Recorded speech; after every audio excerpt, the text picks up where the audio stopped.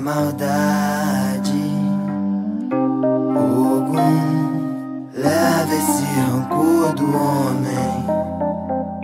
Leva essa maldade, Oxumaré, Oxum, que abre os caminhos. Hoje eu acordei no mundo errado, talvez seja a rotina. Não lembro da última vez que abri a janela, achei o contrário. Fecha a cortina pra não analisar o conjunto. Eu me pergunto quantos raps ainda são necessários pra que haja um mínimo que seja de efeito, um impacto. Nesse caso é tão raro, é tão pouco, neguinho, isso é tão louco. Não querem me escutar, mano, eu vou acabar roubo na cidade da maldade. Maldade quanto povo, no país da impunidade, do político e do porco. Eles não querem mais que eu gere desconforto, e caso eu consiga atenção, irmão, devo acabar morto. E a máfia lá na cidade avião do Brasil, onde o terrorismo tá tramando e ninguém vê, tomara e ninguém viu. Uma reza pro Orixá, leva, leva,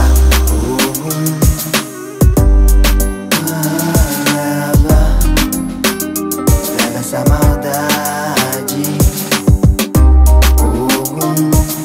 leva esse rancor do homem.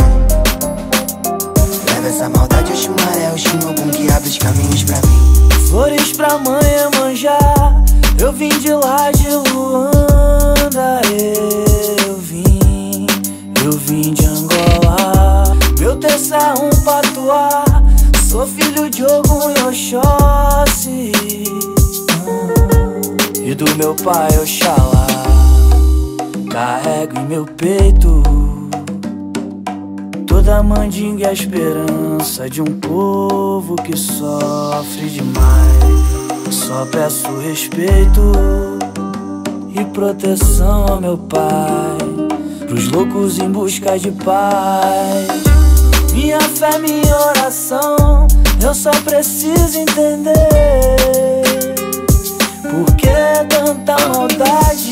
O sistema vende sonhos que a gente não compra, isso porque os pesadelos a gente nem conta. Eu vejo o zumbi dos palmares me encaracolhares, eu vejo vários Che Guevara se perdendo em bares, assim como vi navios que se perdem em mares. Vi que versos vazios com o tempo se esvaem, meus sentimentos mundanos já foram pelos ares. O 30-30 uma só voz falando por milhares. Reis querem coroas, outro ser um mártir. Desses governo mata, tipo Malcolm Martin, sabota o PAC, um trem fora do trilho. É esse mundo que tu quer pra tu criar seu filho. Eu não tento trazer uma opinião diferente que possa expressar toda uma geração, ou não.